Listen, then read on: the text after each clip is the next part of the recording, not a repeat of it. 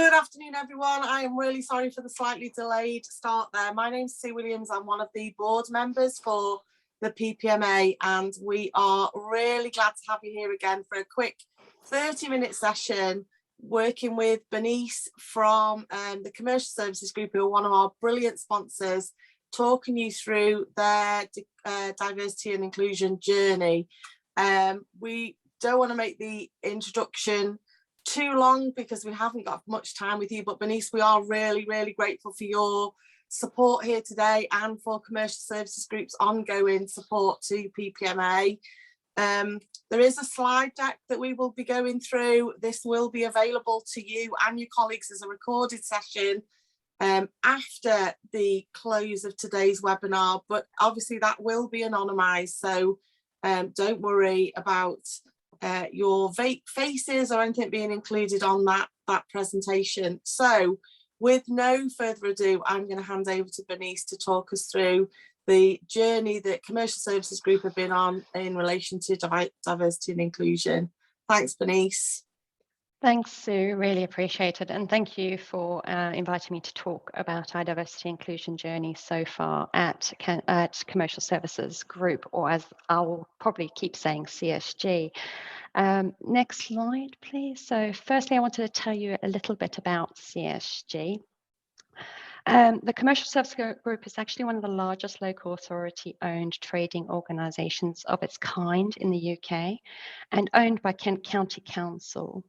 They employ over 600 people. The group provides a range of products and services, solutions and brokering to both public and private sector organisations with an excess of £610 million per year. The recruitment division of the Commercial Services Group was actually established in 2004 as a result of a review that was conducted by Kent County Council, who really wants to modernise its recruitment function. Next slide, please. Sorry. Our framework is constructed of 9 core target areas, focused on creating a diverse workforce with inclusive tools, processes, and behaviours to provide equitable approaches to development opportunities and career progression. This approach has helped us work towards recreating an environment where people want to work and thrive. So we want to create a balanced workforce, attract a diverse pool of candidates, introduce agile working to attract more diverse talent from across the country. We're focused on well-being, ensuring employees receive unconscious bias training, and encourage fair and consistent treatment, develop inclusive behaviours, and acknowledge cultural events and provide equal opportunities to develop and grow their careers. Next slide, please. So our approach is to listen. We don't assume that we know the answers of how people feel. So to create an inclusive culture, we've carried out an exploratory program with the idea of being curious. We aim to educate both ourselves and our teams, and holding ourselves to account as role models of inclusivity with our allyships, and inviting different perspectives and being open to challenge. We're focusing on our talent to ensure that the current and future pipeline is in a position to sort of support an inclusive employer status.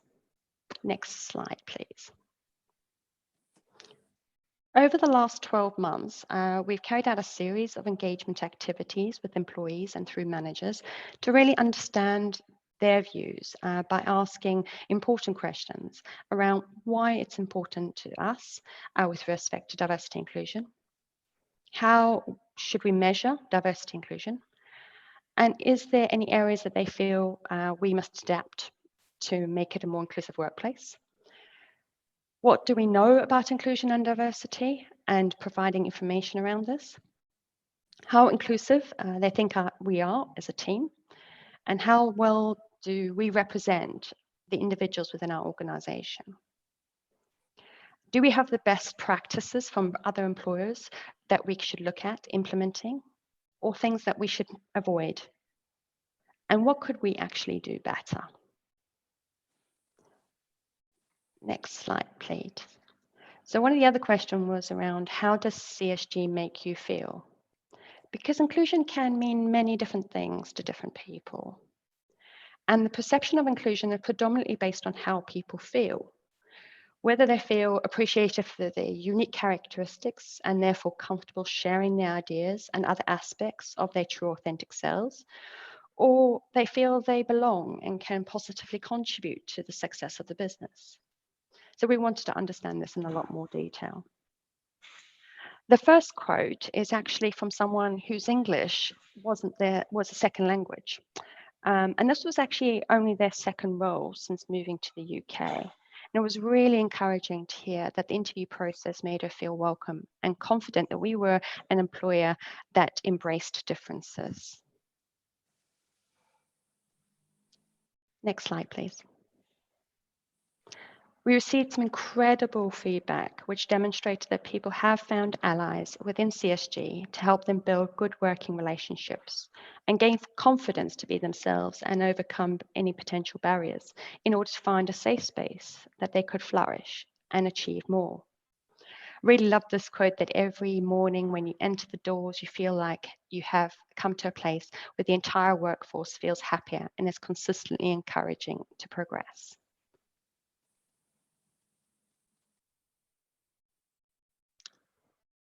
Next slide, please. Based on the feedback gathered, we continue to focus on where improvements can be made. So in terms of recruitment, we're heavily focusing on ensuring our advertising and recruitment programs are open and inclusive, that everyone has fair access to learning and development opportunities, that the working environment values and respects diversity of thought and is free from all forms of unlawful discrimination, ensuring that communication is accessible and easy to understand, regardless of ability or background, and provide a fair and transparent pay and reward system, taking account of the changing needs of individual members of staff and implementing reasonable adjustments where this is recommended by the Occupational Health Service for those members of staff that become disabled during employment. Next slide, please. With our clients, we are working with them on looking for more diversity within recruitment shortlisting, adapting their advertising through images on their websites and job adverts, promoting candidates to apply from BAME communities, and being more flexible to candidates' working arrangements if they have a disability, such as working permanently from home. This is something that our clients are looking for more and more. So we are constantly looking and striving to improve in this area. Next slide, please. Candidates are also asking more and more questions, and therefore we are addressing these with regards to client shortlisting, inclusive practices, and ensuring colleagues are aware of the repercussions of unconscious bias, and consciously reflecting on inclusiveness of gender, age, ethnic background, religion, and sexual orientation. Thank you for allowing me this time to talk with you today. And if there are any questions, please do not hesitate to let me know.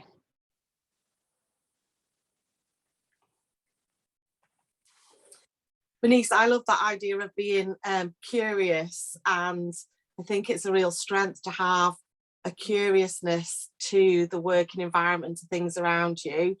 But I suspect for some people, there is a cautiousness to being curious around equality and diversity issues.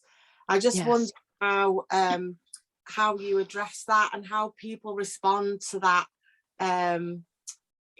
quite open pledge of being curious about things that are different from my experiences. I'll be honest, it is a journey. I've worked in diversity inclusion for the last 15 years, and in each organization, it does take its time. Tried very many different approaches, but honestly, one of the best examples I've seen is when you work with your leadership and your executive members to get them to be open and authentic and talk about their experiences and really build empathy within their employees. And actually, if they show a level of vulnerability, it encourages and builds trust for others to do so. And I've seen that working really, really well at starting that openness. You always find that people are initially quite reserved and unsure, and it doesn't happen overnight. So it's something to continue to strive towards. Yeah, it's interesting. Some of the best conversations I've had with people from different backgrounds to me have been just from those that curious questions to learn and understand. And on the whole, I found that, you know, people are so responsive to talk about their religious beliefs, their cultural backgrounds, their personal lived experience, and it's always insightful. And it's always something that then makes you think about your future approach. Definitely. And we're constantly learning, because, I mean, it's like I've learned so much about different cultures, religions during my time. And I'm always one of those people that's constantly asking questions and as you say, being really openly curious. And people react quite well to that on a sort of one-to-one level. But even then, you're constantly learning. I learned about another culture last week, and I was like, oh, I want to know more. And now I started doing research and asking questions, and I was like, I really want to know more about this. It's not something I'm familiar with. We're happy to take, I can see, I was just about to say, we're happy to take questions if you want to raise your hand or put a comment in chats, and I can see that Gordon's done just that. So can I invite you in, Gordon? Yeah, obviously preempted you there. I keep my video off. For some reason, it's showing the back of the screen instead of my face, which is probably a good thing. No comments, please. No, I was just thinking, for me, the challenge is always how we make EDI everybody's business, if you like. So and I work for a large organization, so we've got almost 6,000 staff, and we've got some really strong core values. We've got some strong corporate groups and departmental groups who are working on EDI. One thing we've done is, and this is where the phrase "the pandemic" has helped. Yes, is we've had what we've called big conversations. So we've used Teams and we've picked some topics. It kind of started with Black Lives Matter, and it went on from there onto other topics. And you can get a lot of people on the call at the same time. Now, it's whether you're engaging with them or you're certainly communicating with them, whether you're engaging, a panel talking about various, panel of internal and external experts talking about various aspects. But it's kind of quite hard to do the things that you're talking about. The lived experiences and the stories can be really powerful as well. But it's just, I suppose in any organization, particularly in a larger organization, it can be quite hard to really feel that you're getting buy-in, understanding, really positive impact. So it's probably, there's not even a question in there. It's no, actually, I've got an answer, even though there's no question there. Yeah, I mean, I have experienced similar what you're saying, and it's been a long, ongoing battle. But actually, I don't like to plug, but I stumbled across a company that actually works with organizations a few years ago, and they actually create those stories and bring in experts who are normal people with experiences that they're happy to share. And they do workshops. We had them over 2 hours. They like to do them over an hour, but I felt they weren't long enough to really get people to start talking. And the pandemic certainly helped, because we started doing them as webinars once a month on different topics, led by these experts in their field. And they were really good at getting people to open up and share their stories. And actually, as a consequence of that, normal employees started sharing their stories with me, and therefore I was able to build blogs and video content and podcasts based on their stories to share across the business, which encouraged even more sharing. It takes effort to do that, and it does take a while. It doesn't happen overnight, that's for certain. I wouldn't even want to say it does, but it is possible to get that feeling that people can be open about who they are, but it does need buy-in from our leaders. Yeah, absolutely agree with that. Yeah, thanks for that. And I sorted my video out while you were talking. And if you want to know about the company I used, reach out. It's fine. I will do. Yeah. Thank you. Bernice, could you give us some insight in terms of recruitment about how you used data? One of the things that I'm always interested in from recruitment is, we all think we're good at recruitment, but we never see the people we turn down. We never see the people who don't bother applying. So just how you use data to sort of help clients explore whether they're being successful in attracting a diverse pool of applicants. I will be honest, I don't know the answer to that question. I've only actually been with CSG for a month, not on the recruitment side. So I can't answer specifically on recruitment data in particular, but I'm sure we can get that answer for you. Has anyone else on the call got any experience of using data to make, to test out some of the good intentions around recruitment, to see whether they're actually making a difference to your applicant pool? I know. Hi, sorry, this is Nick from Rainmaker here. I'm not. I was trying to figure out how to put my hand up, but I'm a bit of a Luddite. Welcome from Glasgow. In terms of, I guess, in terms of this kind of thing, it's about measuring kind of candidate experience and actually kind of getting that feedback, and that can be kind of fairly readily available through things like SurveyMonkey. It's cheap. It's a kind of really cheap tool which kind of people can use to kind of measure that, but it's a kind of an ongoing